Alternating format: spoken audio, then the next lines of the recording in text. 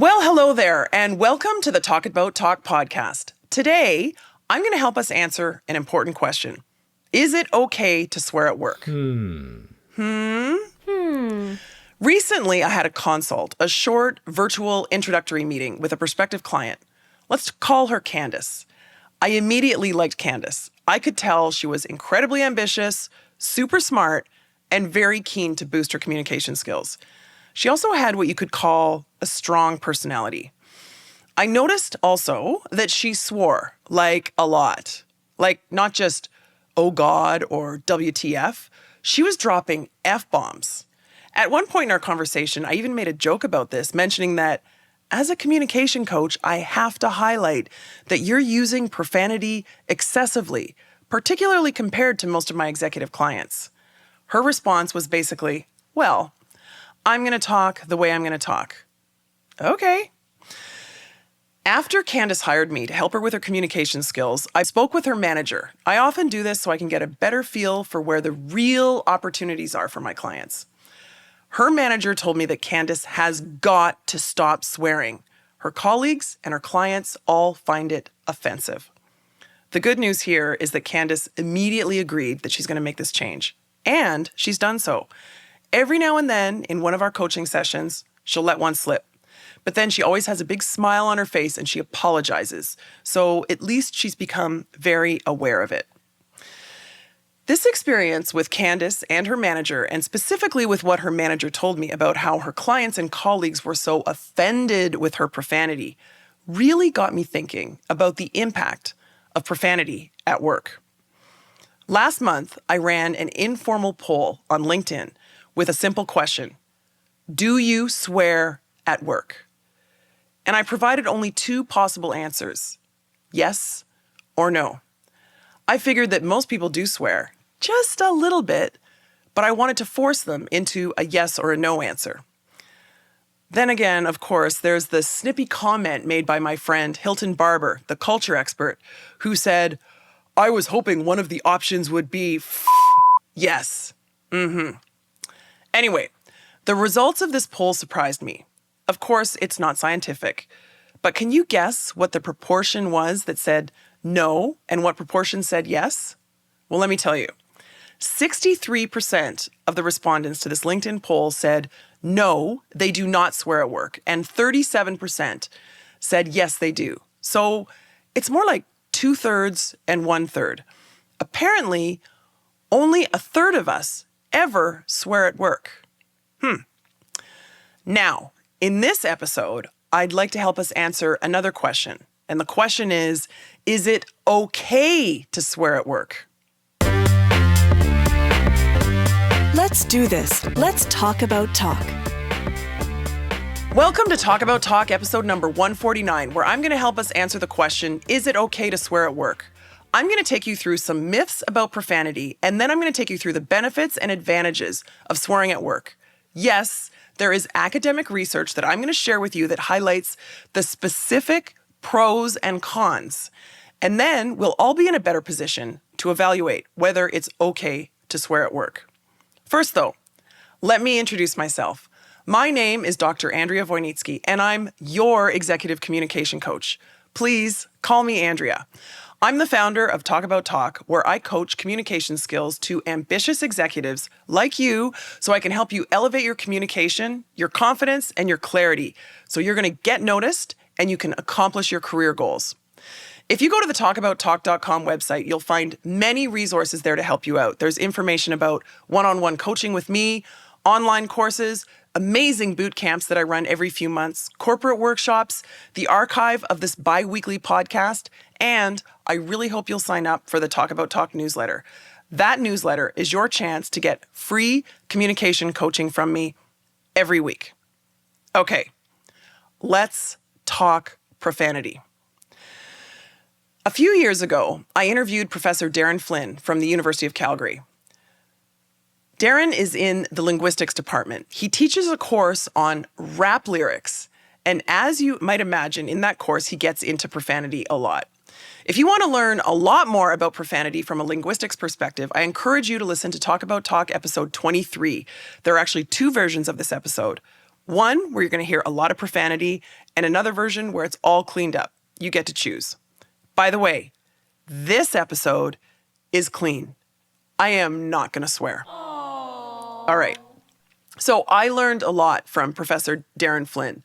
We spent a lot of time talking about how, for example, how fascinating it is that the words that come out of your mouth, literally the sounds that we make with our lips and our tongue and our cheeks and our teeth and our breath, combine to form different sounds, and how we as humans create associations and social meaning around these sounds. And some of those sounds become profane.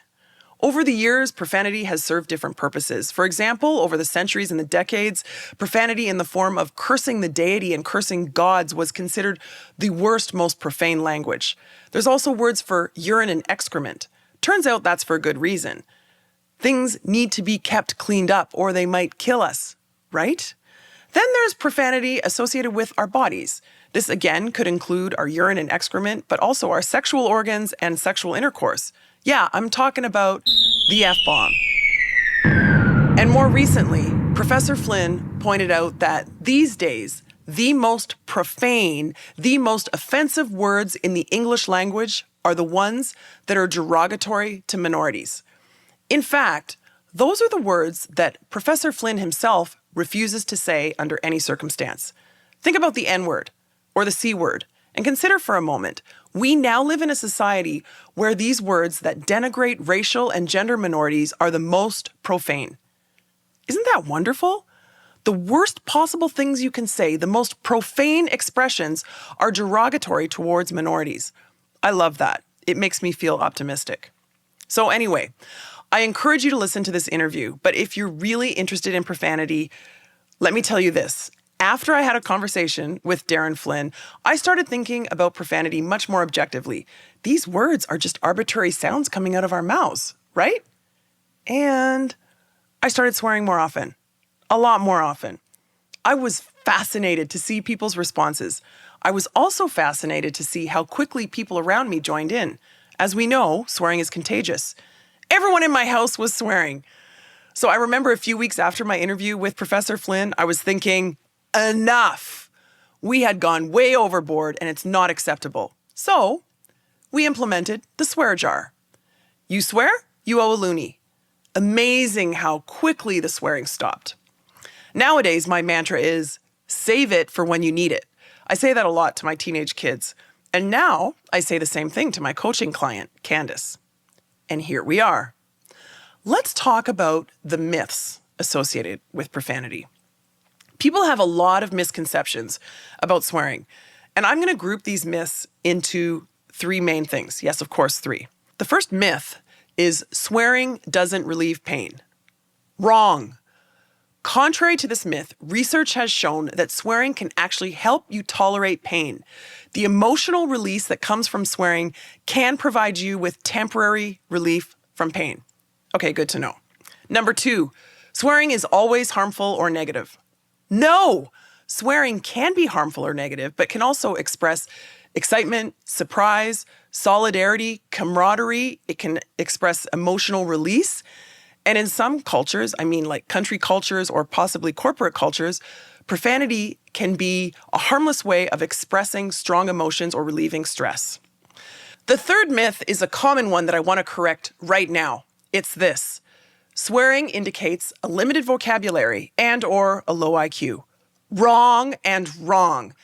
People who use swear words often have a robust vocabulary. They choose to use swear words for their emotional impact or as a form of expression. And swearing is not inherently linked to intelligence. Swearing can be a strategic tool for emphasis or to convey strong emotions, and it's not limited to any particular level of vocabulary or intelligence. So, the next time someone brings up one of these myths, like how profanity doesn't relieve pain, or it's always harmful or negative, or that it indicates a limited vocabulary or IQ, you know better. You're welcome. Now, I'm excited to share with you the academic research on profanity. This research spans across many disciplines, including psychology, linguistics, neuroscience, cognitive studies, business studies, the social sciences, and cultural studies. I'm going to draw on two main papers that I found that specifically look at the impact of profanity in the workplace.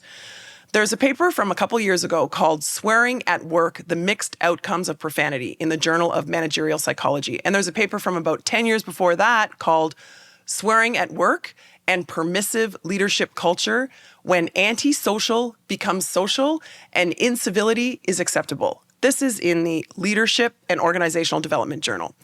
I'm going to leave links to both of those papers, which are available as PDFs in the show notes.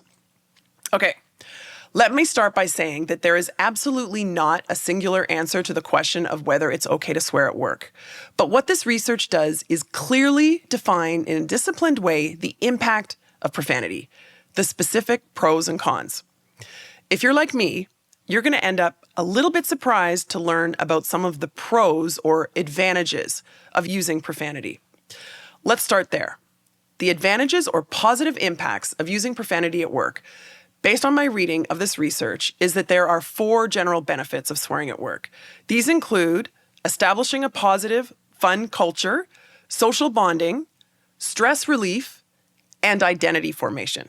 So first, establishing a fun, permissive corporate culture. One of the research papers concluded that leaders are faced with a choice, or really a continuum, of where to place their corporate culture, ranging from the most permissive to the most authoritative. The most authoritative culture could mean an all-out ban on profanity.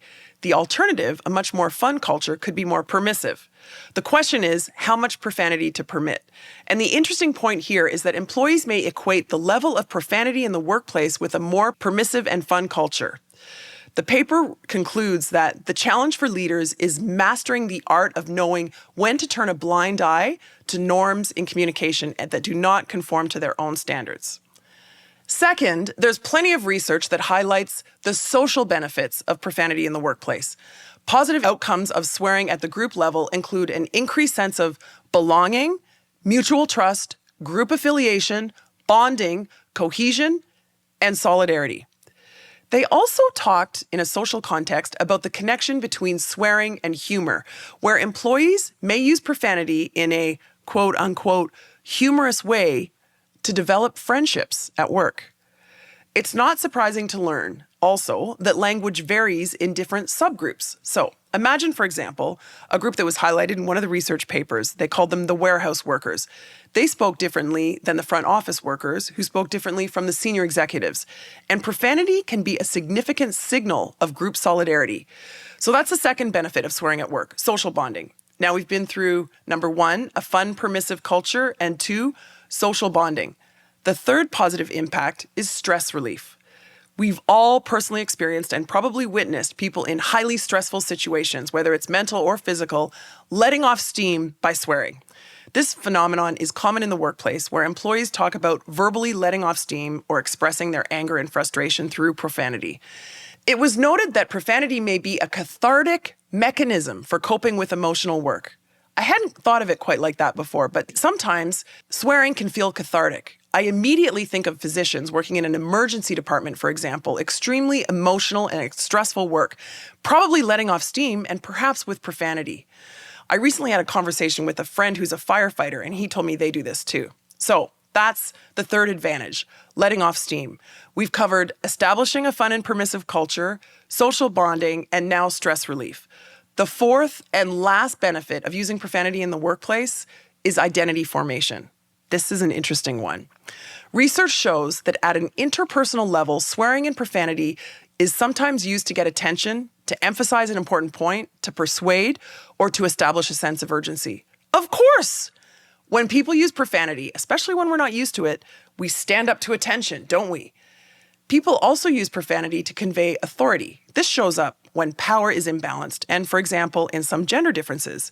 Interestingly, the research indicates that swearing was reported as beneficial to female executives who wanted to demonstrate assertiveness and earn respect in male-dominated environments.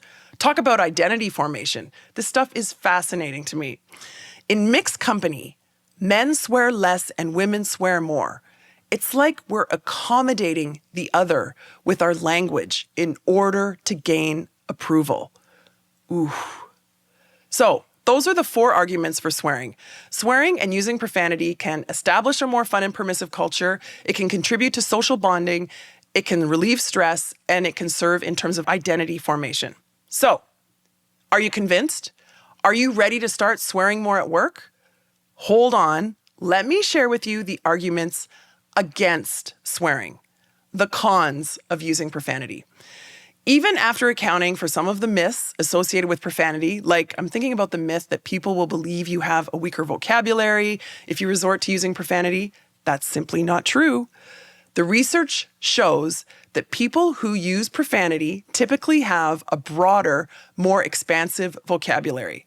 That said, there are many, I would say, very compelling reasons why you should not use profanity at work. According to the research, the specific reasons why we should not use profanity, the specific negative outcomes include a perception of lack of respect, a lack of leadership skills, lack of control, the potential to create conflict, and generally to degrade your own image, a negative perception. In addition to also all of this, there's also research that shows, despite what I mentioned before about the benefit of profanity in terms of a stress relief, using profanity can also increase stress. Research shows that even when profanity is not directed at someone or extremely offensive, it can generate increased stress. Furthermore, if it is abusive and directed at someone specifically, well, they'll be definitely less motivated to work, and in a more extreme case, they may bring a lawsuit against the organization. There was a specific case mentioned in the research where a manager described his personal assistant as being an intolerable on a Monday morning.